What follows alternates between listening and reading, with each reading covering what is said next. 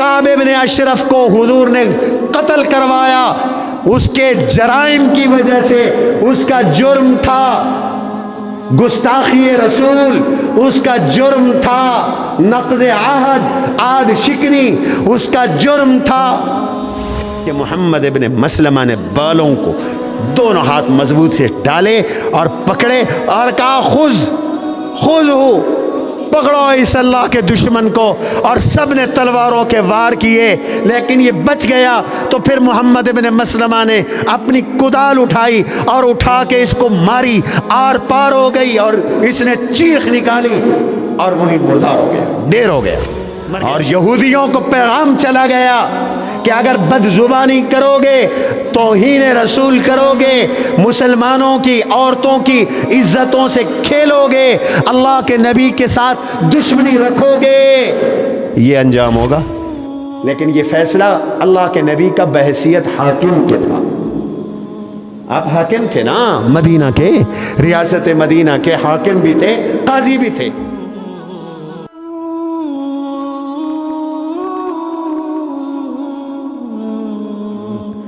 اللہم صلی علی محمد وعلی آل محمد کما صلیت علی ابراہیم وعلی آل ابراہیم انک حمید مجید اللہم بارک علی محمد وعلی آل محمد کما بارکت علی ابراہیم وعلی آل ابراہیم انک حمید مجید۔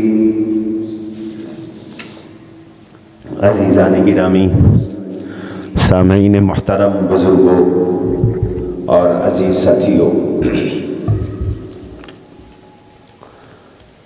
حضور نبی کریم صلی اللہ علیہ وسلم کی حیات مبارکہ کے ماہ و سال میں ہونے والے اہم واقعات کا تذکرہ چل رہا ہے۔ ہجرت کے دوسرے سال جو اہم واقعات ہوئے ان کا تذکرہ کیا جا چکا۔ گزشتہ جمعۃ المبارک کی مجلس میں غزوہ سویق اور حضرت سیدہ فاطمہ رضی اللہ تعالی عنہا کی سیدنا علی المرتضی رضی اللہ عنہ سے نکاح اور رخصتی کی تفصیلات عرض کی جا چکی ہیں۔ نبوت ہجرت کا تیسرا سال تھا۔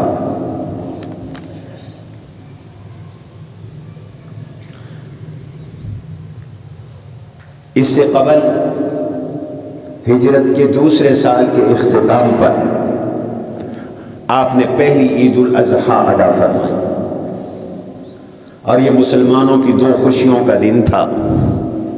ایک خوشی انہیں یہ تھی کہ انہیں بدر میں فتح ہوئی تھی، اور دوسری خوشی انہیں یہ تھی کہ انہیں عید الاضحیٰ کی نعمت اللہ نے عطا فرمائی۔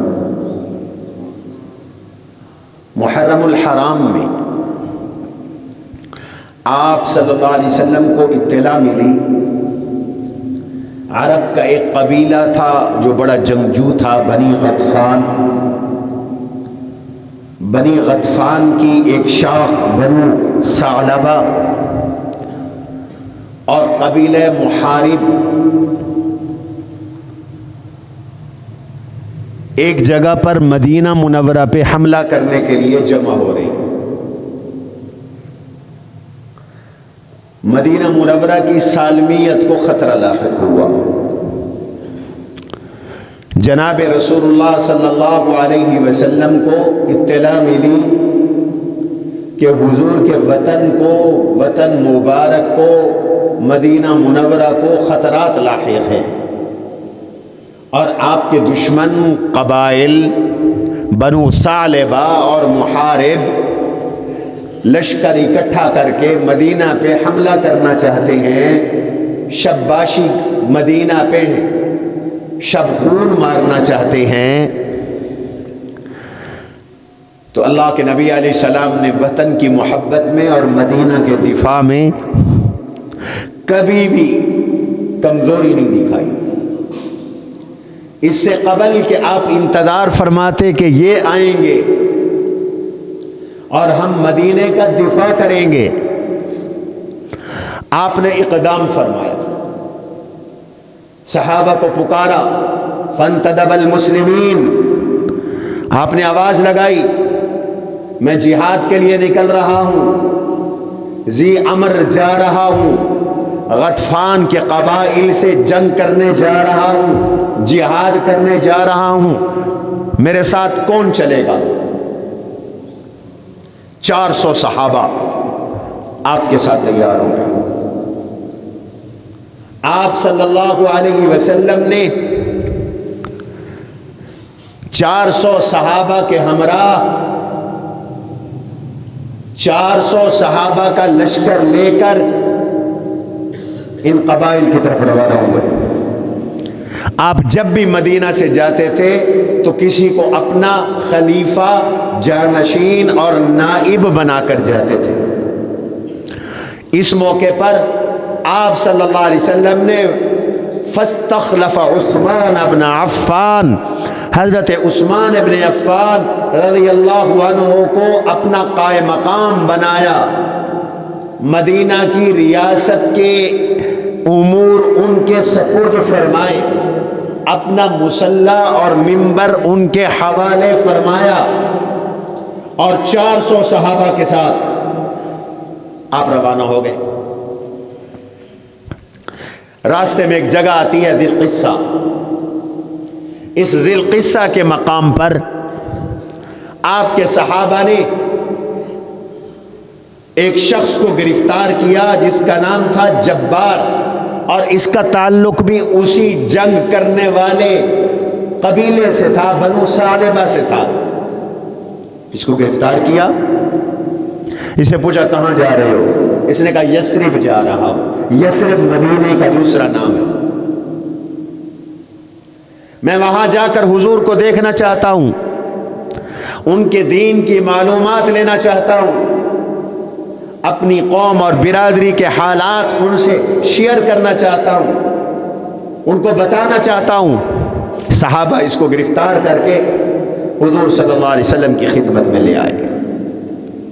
فدعاہ الی الاسلام, روایات میں آتا ہے آپ نے اسلام کو دعوت دی تو یہ اللہ کے نبی صلی اللہ علیہ وسلم کے ہاتھ پر مشرف باسلام ہو گئے. جبار کو اللہ نے ہدایت عطا فرما دی, دین عطا فرما دیا. آپ نے اسے حضرت بلال رضی اللہ عنہ کے حوالے فرمایا اور فرمایا بلال ان کو اپنے ساتھ رکھو. اور اس کے اسلام کا فائدہ یہ ہوا کہ وہ راستوں سے واقف تھا, وہ اپنے برادری کے ٹھکانوں سے واقف تھا, وہ اپنے برادری کے احوال سے واقف تھا, وہ لشکر سے واقف تھا. اس نے کہا یا رسول اللہ صلی اللہ علیہ وسلم, میری برادری کے لوگ جب سنیں گے کہ آپ تشریف لا رہے ہیں یہ پہاڑوں میں دوڑ جائیں گے, چھپ جائیں گے, دم دبا کر بھاگ جائیں گے, یہ آپ کا مقابلہ نہیں کر سکتے. اور ایسے ہی ہوا. یہ راستے بتاتا گیا بتاتا گیا بتاتا گیا, اور حضور صلی اللہ علیہ وسلم چلتے چلے گئے چلتے چلے گئے چلتے چلے گئے. مقام ذی امر پر پہنچے, انہیں پتہ چلا حضور آ گئے, حضور کا لشکر آ گیا تو یہ دم دبا کے بھاگ گئے سارے کے سارے. یہ جو لشکر اکٹھے ہوئے تھے اور خواب دیکھ رہے تھے مدینہ منورہ پر چڑھائی اور مدینہ منورہ پہ حملہ کرنے کا, وہ پہاڑوں پہ چڑھ گئے. آپ چشمے پہ پہنچے, ذی امر کے چشمے پر. وہاں شدید بارش آ گئی, بہت بارش آ گئی. اتنی بارش آئی اتنی بارش آئی اتنی بارش آئی کہ آپ صلی اللہ علیہ وسلم کے کپڑے مبارک, لباس مبارک بھیگ گیا. سارے کپڑے بھیگ گئے آپ صلی اللہ علیہ وسلم کے. صحابہ کرام بکھر گئے. آپ ایک طرف چلے گئے اور اپنے ضروری کپڑے خشک کرنے کے لیے کپڑے اتار دیے. کرتا وغیرہ آپ صلی اللہ علیہ وسلم نے پگڑی وغیرہ اتار دی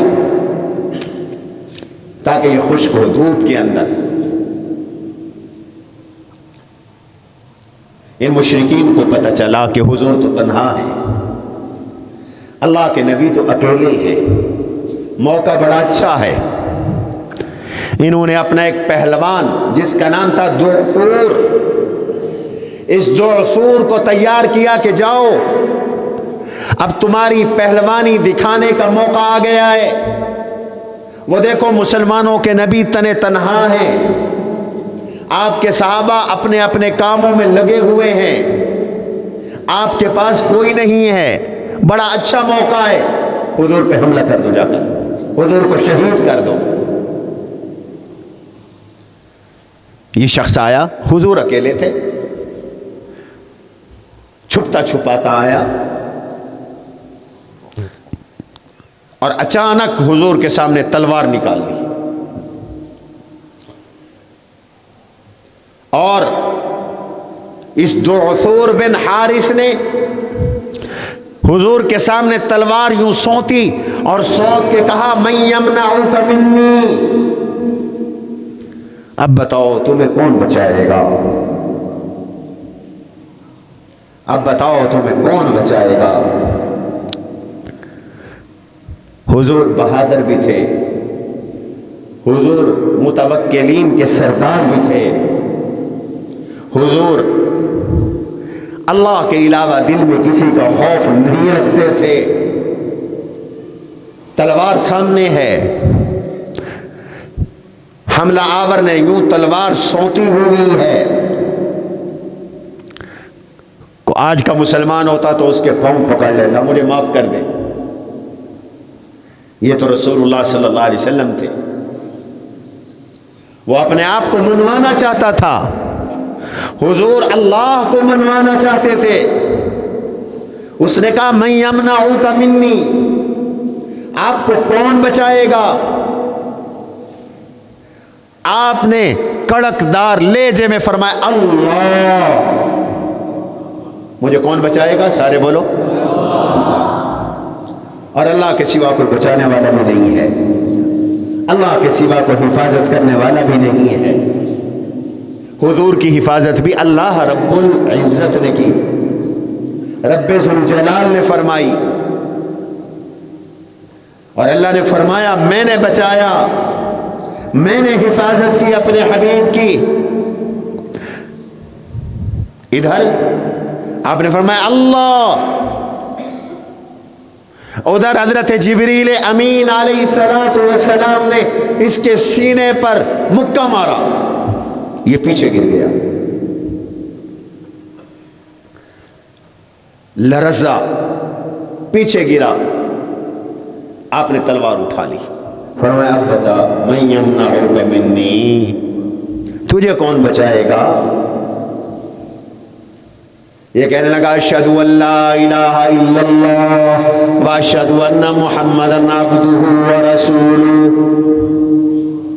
میں کلمہ، اس نے کلمہ پڑھ لیا، اللہ کے سوا مجھے بھی کوئی نہیں بچانے والا، اس لیے میں بھی کہہ رہا ہوں اشہد ان لا الہ الا اللہ، اللہ کے سوا کوئی معبود نہیں ہے، وہ اپنی عبادت میں وحدہ لا شریک ہے، وَأَنَّ مُحَمَّدًا عَبْدُهُ وَرَسُولُهُ، اور حضرت محمد صلی اللہ علیہ وسلم اپنی رسالت میں وحدہ لا شریک ہے۔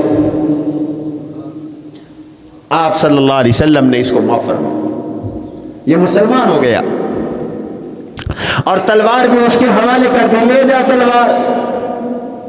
قوم تو انتظار میں بیٹھی تھی، ہمارا پہلوان گیا ہے، ہمارا سپاہ سالار گیا ہے، ہمارا کمانڈر گیا ہے، ابھی واپس آئے گا، خوشخبریاں لے کے آئے گا، فتح ہو جائے گی، نعوذ باللہ حضور شہید ہو جائیں گے۔ یہ واپس آیا تو لوگوں نے کہا دعثور بن حارث تو کیا کر کے آیا ہے؟ کہنے لگے کیا کر کے آیا ہوں، سودے کے لیے بازار گئے ہم، ہاتھ اس کے بکے جس کے خریدار گئے ہم، جس کو خریدنے گئے تھے اسی کے ہاتھ اپنا سودا کر کے آئے ہیں، میں تو مسلمان ہو گیا ہوں۔ وہ کہنے لگے کہ تو بڑا بہادر تھا، تجھے کیا ہو گیا کہ تو مسلمان ہو گیا، تو نے کلمہ پڑھ لیا۔ کہنے لگے تم نہیں جانتے، میں جانتا ہوں، جب میں نے ان پہ تلوار سونتی اور میں نے کہا من یمنعک منی، تجھے کون بچائے گا، تو ایک لمبی قد والی شخصیت کھڑی تھی، اس نے میرے سینے میں گھسن مارا، میں پیچھے گر گیا، میں سمجھ گیا کہ یہ مارنے والا اللہ کا فرشتہ ہے، اور جس کو میں مارنا چاہتا ہوں، جو فرشتہ اس کو بچانا چاہتا ہے، وہ اللہ کا نبی ہے، اس لیے میں نے کلمہ پڑھنے میں دیر کوئی نہیں کی، مسلمان ہو گیا۔ اور اللہ تعالیٰ نے یہ آیت اتاری، یا ایھا الذین آمنوا اذکروا نعمت اللہ علیکم، اے ایمان والو اپنے اوپر اللہ کی نعمت کو یاد کرو، اذ ہم قوم ان یبسطوا الیکم ایدیہم، کچھ لوگوں نے ارادہ کیا تھا کہ تمہیں قتل کر دے، تمہارے آقا کو شہید کر دے، ان کا پلان تھا، ان کا منصوبہ تھا، وہ پہلے مدینہ پہ حملہ کرنا چاہتے تھے، مدینہ کی سالمیت کو مشکوک بنانا چاہتے تھے، اور پھر انہوں نے حضور صلی اللہ علیہ وسلم پہ حملہ کر دیا، تمہارے آقا پہ حملہ کر دیا، پھر کیا ہوا؟ فَكَفَّ ایدیہم عنکم، اللہ نے ان کے ہاتھوں کو تم سے روک لیا، تمہیں اللہ نے بچا لیا، تمہاری حفاظت فرمائی، تمہارا دفاع فرمایا، یہ اللہ کی بڑی نعمت ہے، اس پر اللہ کا شکر ادا کرو۔ یا ایھا الذین آمنوا اذکروا نعمت اللہ علیکم اذ ہم قوم ان یبسطوا الیکم ایدیکم فکف ایدیہم عنکم، تو سبق ملا وطن کے دفاع میں کوتاہی نہیں کرنی چاہیے، اللہ کی مدد تمہارے ساتھ ہو، جیسے صحابہ کرام اور اللہ کے نبی کے ساتھ اللہ کی مدد آئی، اور اللہ نے تمہارے دشمن کو بھگایا، تمہارے دشمن کو شکست دی، تمہاری حفاظت فرمائی۔ سبق ملا کہ دین اور وطن کے دفاع میں پیٹھ نہ دکھاؤ، سینہ آگے کرو، اگر تم کمزور ہو، تنے تنہا ہو، تب بھی تمہاری مدد کون کرے گا؟ اللہ کرے گا۔ تمہیں کون بچائے گا؟ اللہ بچائے گا۔ بالکل ایسے جیسے 65 کی جنگ میں بھارت نے مسلمانوں پہ پاکستان پہ اچانک حملہ کر دیا، بس مسلمانوں نے ایمانی جذبے کے ساتھ مقابلہ کیا، اور انہوں نے خواب دیکھا تھا کہ رات کو حملہ کریں گے، صبح کا ناشتہ لاہور میں کریں گے، لیکن مجاہدین اسلام نے، افواج پاکستان نے اور مسلمانوں کی عوام نے، پاکستانی عوام نے ان کے دانت کھٹے کر دیے۔ سیالکوٹ کے قریب ایک فوجی نے انڈیا کے کئی ٹینک اکیلے اڑا دیے، کئی جہاز گرائے، دانت کھٹے کر دیے۔ اتنی بڑی اس کی آرمی، پاکستان کی فوج سے کئی گنا زیادہ فوج۔ آپ صلی اللہ علیہ وسلم یہیں پر 15 دن رہے، بعض روایات میں آتا ہے 1 مہینے تک آپ نے یہاں قیام فرمایا۔ یہ سن 3 ہجری صفر المظفر کا مہینہ تھا، رسول اللہ صلی اللہ علیہ وسلم نے 1 مہینے تک یا 15 دن تک اس علاقے میں قیام فرمایا، اپنی عملداری کو مستحکم فرمایا، اپنا قبضہ مستحکم فرمایا، ان مشرکین کے دانت کھٹے کیے اور مدینے کو مضبوط فرمایا، اور پھر واپس تشریف لے آئے۔ اگلے مہینہ ربیع الاول ہے سفر کے بعد، اس میں بھی تاریخ کا بڑا عظیم الشان واقعہ پیش آیا۔ ایک شخص تھا یہودیوں کا سردار، اس کا نام تھا کعب بن اشرف، بڑا دولت مند تھا، بڑا پیسے والا تھا۔ اس کا باپ عرب کے قبیلہ بنی طے کی ایک شاخ سے تھا، اس شاخ کا نام بنو نہان ہے، اور اس کی ماں بنو خزرج یہود قبیلے سے تھی۔ یاد رکھو، یہودیوں میں جو یہودیت چلتی ہے یہ ماں کی طرف سے چلتی ہے۔ یہودی مذہب پھیلنے والا مذہب نہیں ہے، آپ کی معلومات میں ہونی چاہیے۔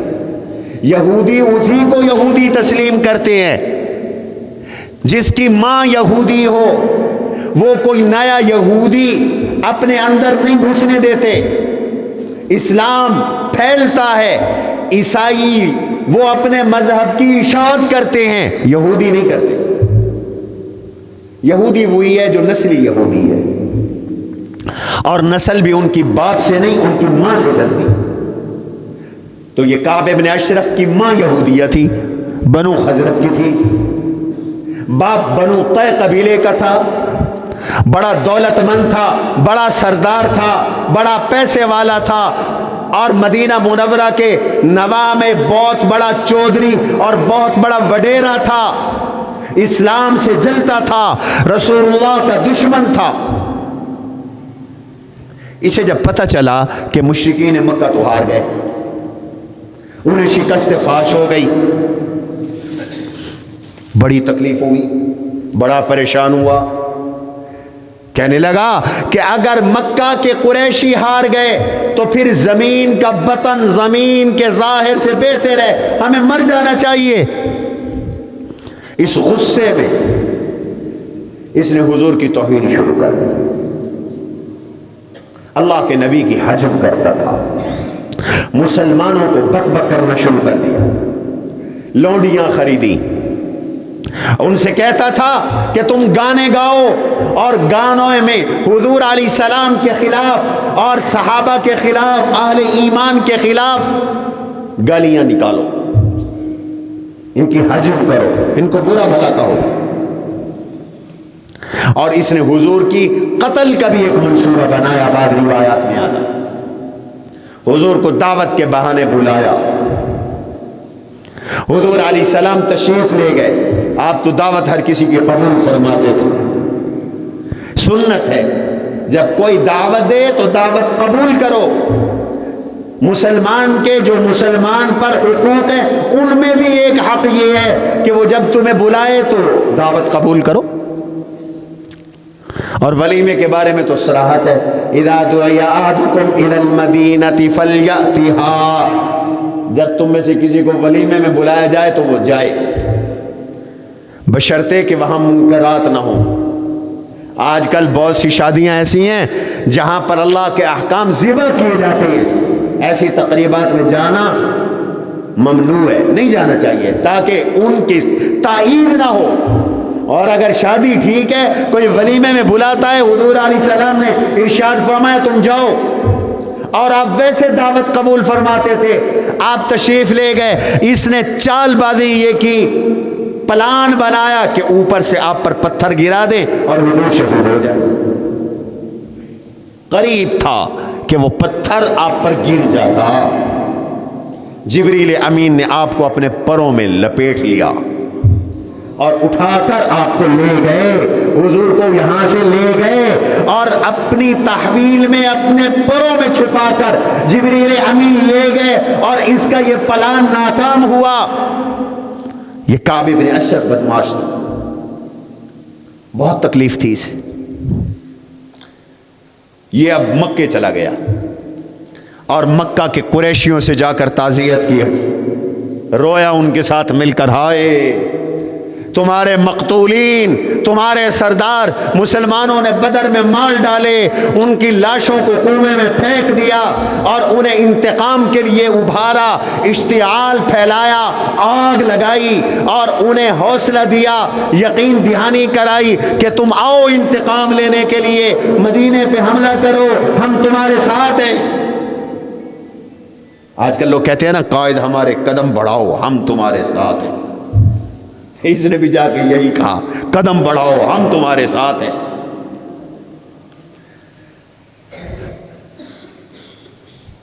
مکہ کے قریشیوں نے کہا یقین نہیں آتا تجھ پر، ہم آئیں پہلے بھی ہماری کٹاس لگی ہے اور تم ہماری امداد نہ کرو، ہمارا تعاون نہ کرو۔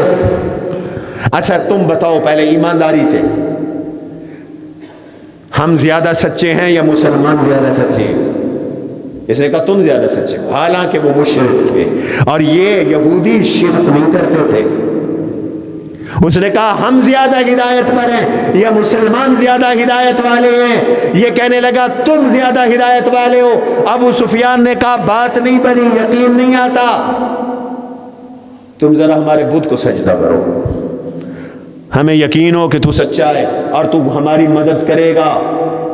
اس نے بغض محمد صلی اللہ علیہ وسلم، بغض اسلام، بغض صحابہ میں بت کو سجدہ کر دیا. حالانکہ یہودی مذہب میں بھی بت پرستی حرام تھی، وہ بتوں کو نہیں پوچھتے تھے یہودی. اس لیے کہتے ہیں کسی کی دشمنی میں انتہا میں نہ جاؤ، تعصبات میں انتہا میں نہ جاؤ، ورنہ ایمان ختم ہو جاتا ہے. تعصب میں آدمی ایمان بھی دے بیٹھتا ہے. آج کل سیاسی پارٹیوں میں بڑے تعصبات ہیں. ایک پارٹی دوسرے پارٹی کا نام سننا گوارا نہیں کرتی. اس کے مقابلے میں انڈیا اور دوسرے دشمن ممالک کے ساتھ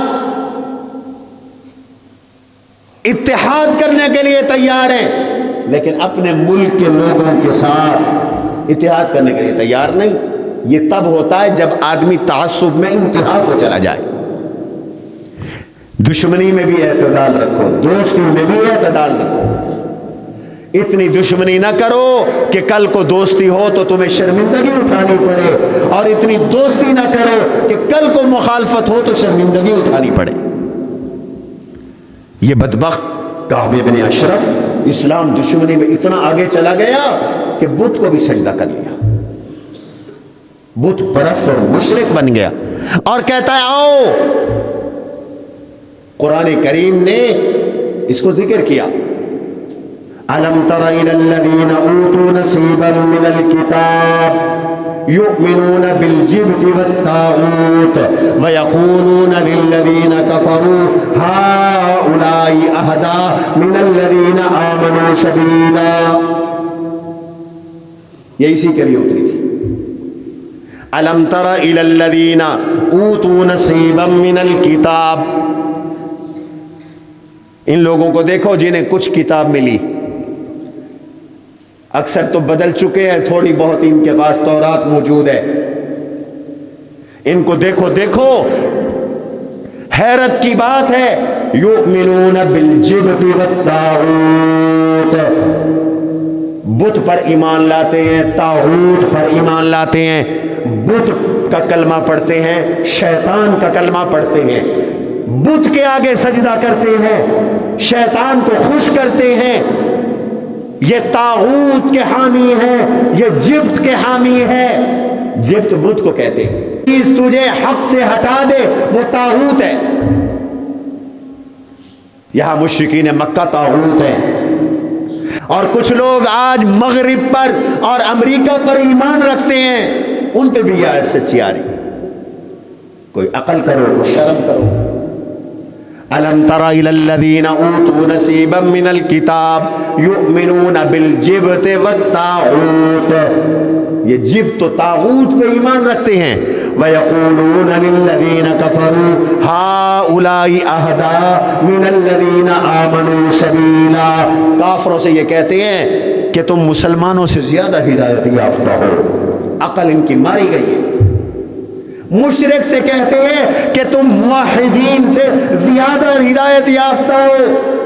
تعصب میں آ کر شرک کو روا رکھ رہے ہیں اور شرک کو برداشت کر رہے ہیں. اللہ نے فرمایا اولئک الذین لعنہم اللہ، ان پہ اللہ کی پھٹکار آئی ہے، پھٹکار آئے گی، پھٹکار آئی ہے. یہاں تک یہ حرکت کر کے آیا اور پھر مدینے آیا، اور مدینہ میں آ کر اس نے مسلمان عورتوں کے نام، مسلمانوں کی بہنوں، بیٹیوں، بیویوں، ماؤں کے نام عشقیہ اشعار میں پڑھنا شروع کر دیے. ستانے کی بھی کوئی حد ہوتی ہے یار. ایک حضور کی گستاخی اور توہین، حضور کی شہادت اور قتل کا منصوبہ، اور تیسرا مسلمانوں کی عورتوں کے نام لے کر عشقیہ شعر پڑھنا. दीन से रोकना, ये इसके कई जराइम इकट्ठे हो गए। एक एक जुर्म इस काबिल है कि इसकी सजा मौत हो।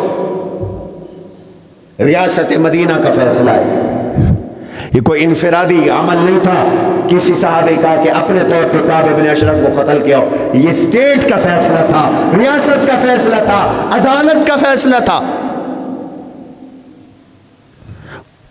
जब इसकी ये ईज़ा रसानी इंतहा को पहुंच गई तो हुजूर ने आवाज लगाई और आपने इरशाद फरमाया, अल्लाहु अकबर। आपने फरमाया, मन लिकाब इब्न अशरफ, मन लिकाब इब्न अशरफ फइन्नहु क़द आज़ल्लाह व रसूला। कौन है जो काब इब्न अशरफ से मुझे राहत पहुंचाए? काब इब्न अशरफ अल्लाह का भी गुस्ताख है, अल्लाह के रसूल का भी गुस्ताख है।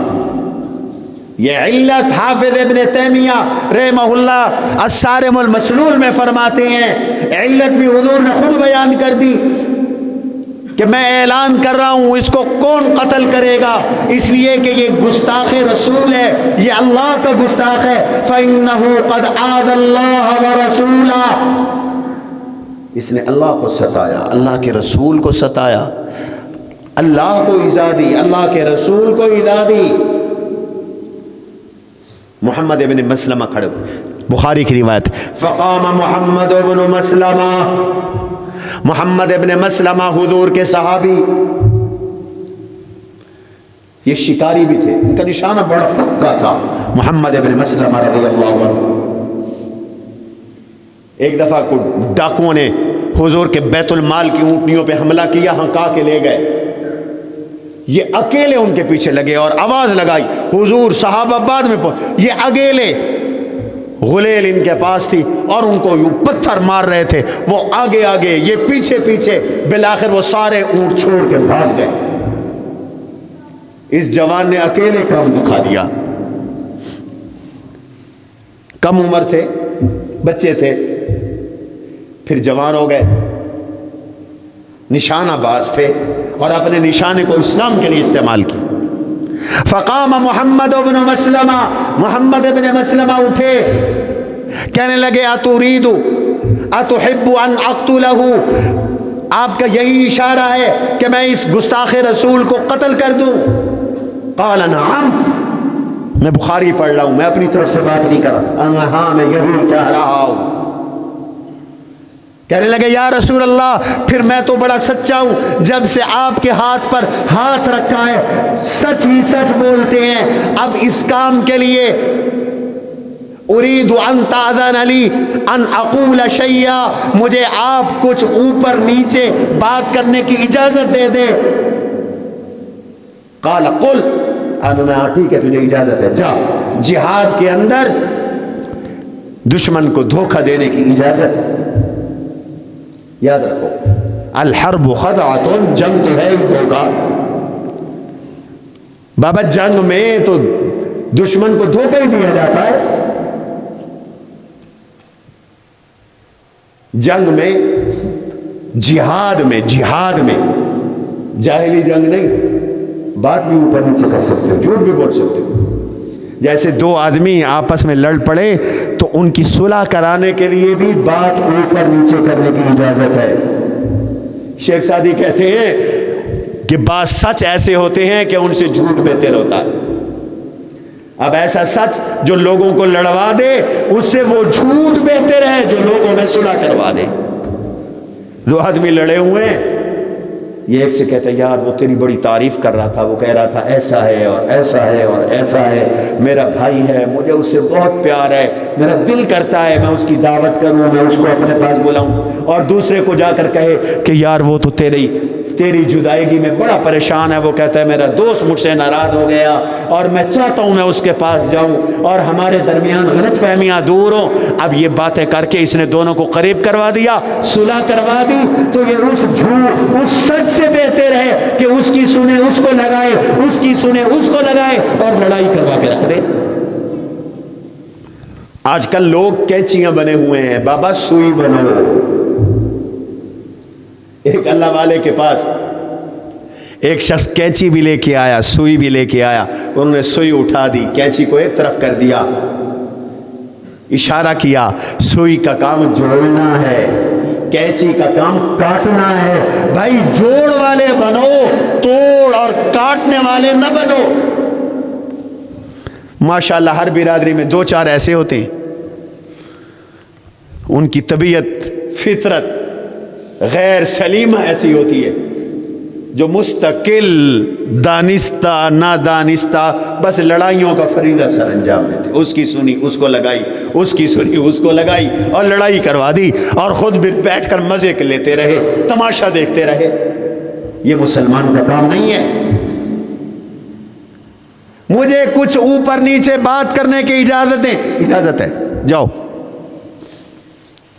چھوٹا سا لشکر تیار ہو گیا، ایک محمد ابن مسلمہ رضی اللہ عنہ، ایک حضرت ابو نائلہ رضی اللہ عنہ، یہ کعب بن اشرف کے رضائی بھائی تھے، ایک ماں کا انہوں نے دودھ پیا تھا۔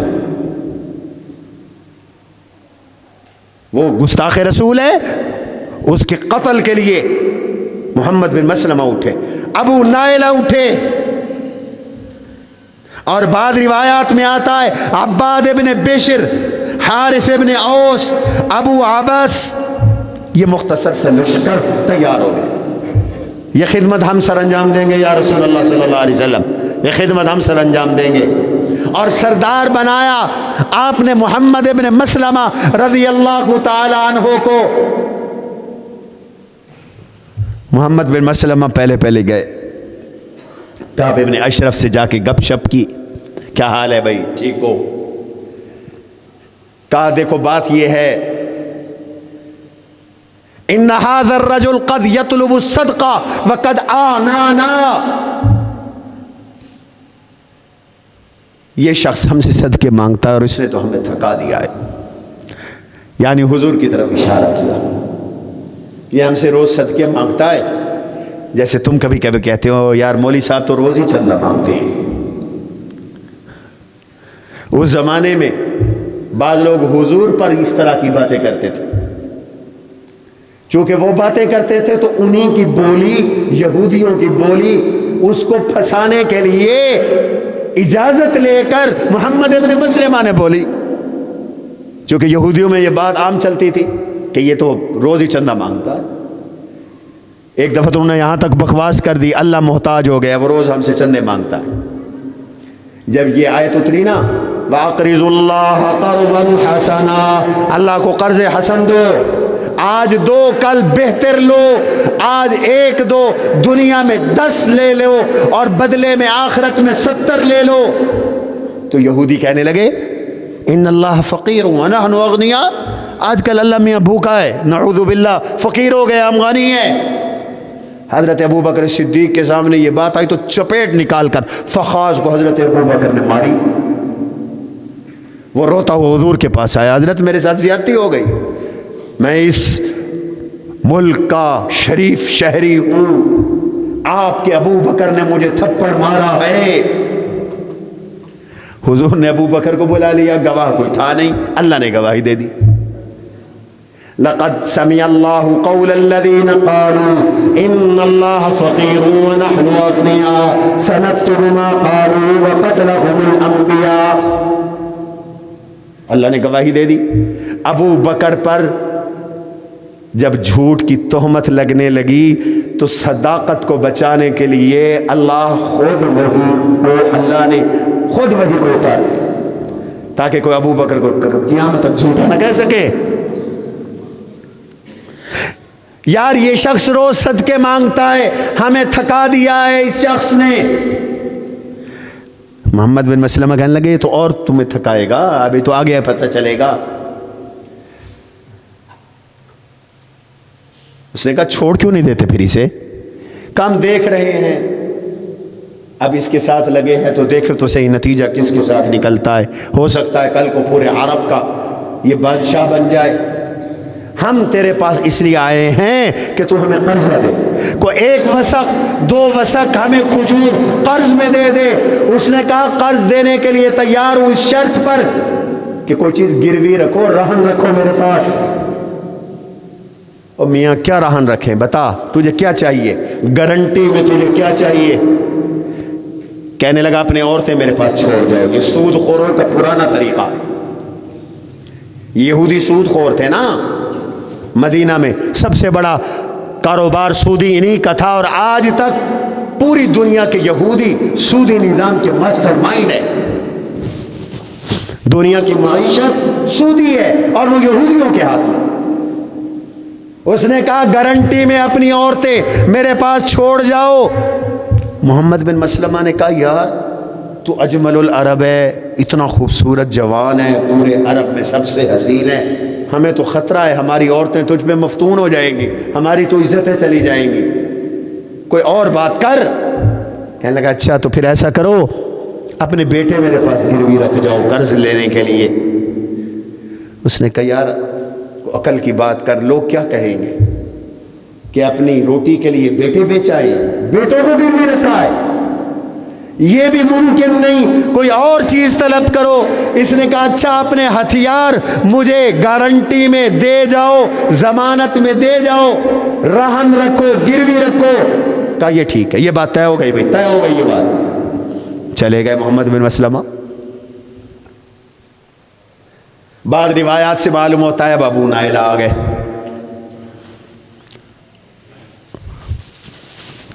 گپ شپ کی، شعر و اشعار پڑھے، اس نے پڑھے، انہوں نے پڑھے، پھر کہنے لگے ابو نائلہ یار ایک بات ہے راز کی، اگر تو کسی سے نہ کہے۔ اس نے کہا نہیں نہیں آپ بتائیں ضرور۔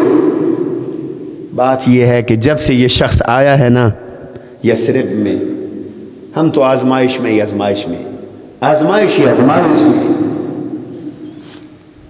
پورے عرب سے دشمنی ہو گئی، سارا عرب مخالف ہو گیا، بچوں کے کھانے کی کوئی چیز ہی نہیں ہے، کریں تو کریں کیا؟ کچھ قرضہ ورزہ ہمیں دے دے میاں، تو سیٹھ آدمی ہے، پیسے والا آدمی ہے، اور میں اکیلا نہیں ہوں، میرے ساتھ 2-4 ساتھی اور بھی ہیں، وہ بھی تیرے پاس آئیں گے۔ اس نے کہا بہت اچھا، بلا لیں انہیں بھی، کر لیتے ہیں۔ اب اسے یقین ہو گیا کہ یہ میرے اپنے ہیں، اور چلے گئے۔ ایک شب تیار ہو کر یہ روانہ ہوئے، حضور علیہ السلام سے کہا یا رسول اللہ ہم جا رہی ہیں، آپ اس دستے کے ساتھ آپ نے مشایعت فرمائی، خود ان کو رخصت کرنے کے لیے چل پڑے، اور بقیع غرقد جس کو جنت البقیع کا قبرستان کہتے ہو وہاں تک آپ خود پیدل آئے انہیں چھوڑنے کے لیے، اور دعائیں دے کر روانہ فرمایا۔ یہ ادھر چلے گئے، حضور مصلی پہ گھر بیٹھ گئے، مناجات شروع کر دی، دعائیں شروع فرما دی۔ محمد بن مسلمہ پہنچے گھر، آواز لگائی، رات کا وقت تھا، کعب یہ اٹھ کے آنے لگا، نئی شادی تھی، نئی نویلی دلہن تھی، دلہن کہنے لگی اے کعب مجھے یہ خونی آواز محسوس ہو رہی ہے، رات کے اس وقت میں تو نہ جا، مجھے اس آواز کے پس منظر میں خون محسوس ہو رہا ہے۔ اس نے کہا نا کوئی ایسی بات نہیں، یہ میرا دوست محمد بن مسلمہ ہے، اور اس کے ساتھ میرا رضائی بھائی ابو نائلہ ہے، وہ میرا دوست ہے، ہم نے اکٹھے دودھ پیا ہے، ایک ماہ کا دودھ پیا ہے۔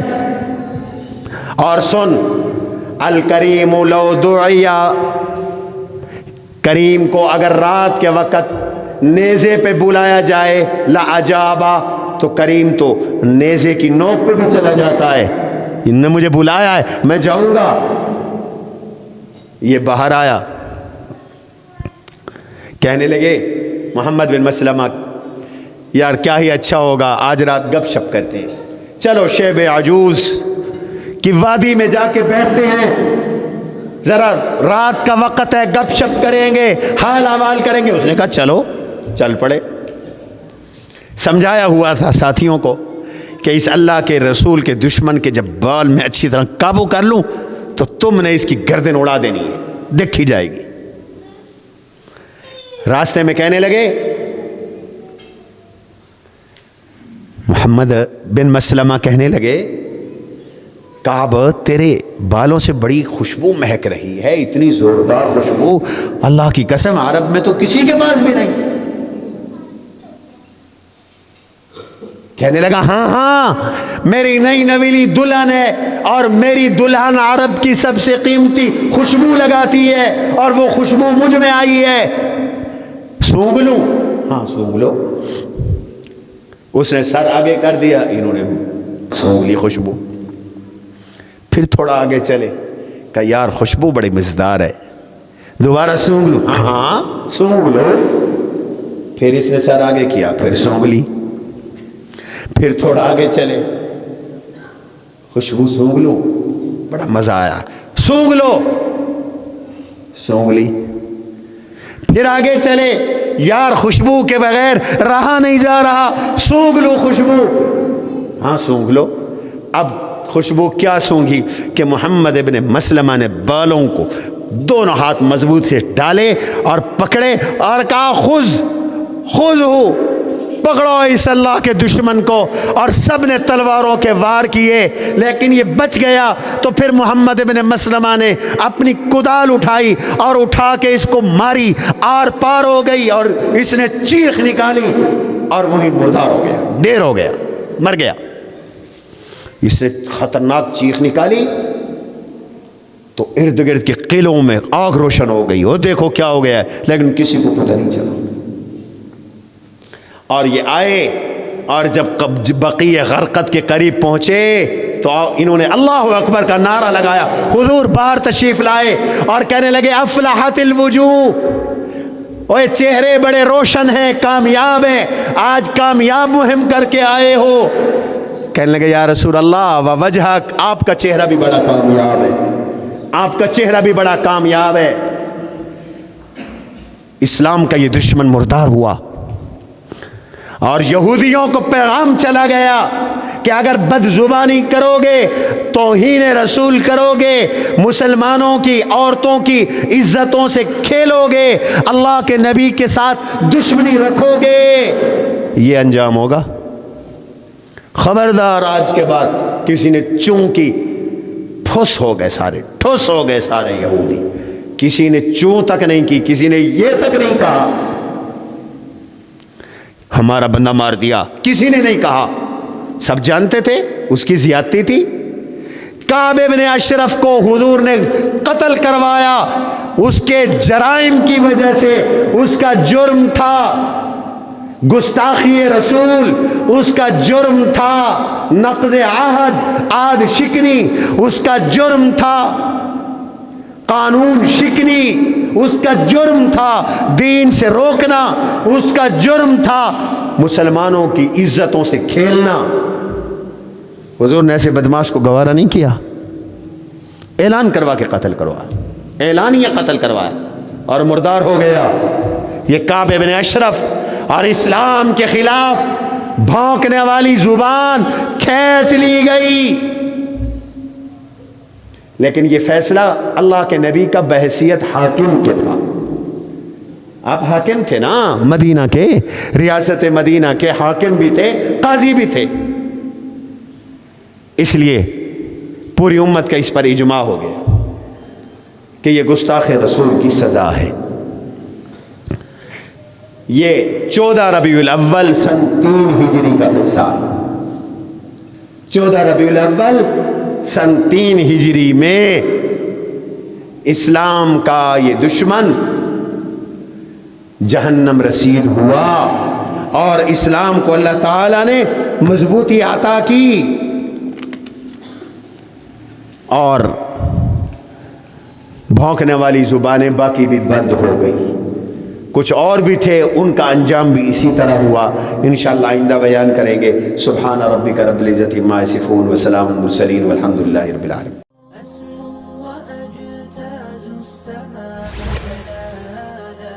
فأزيد أسراب الغيوم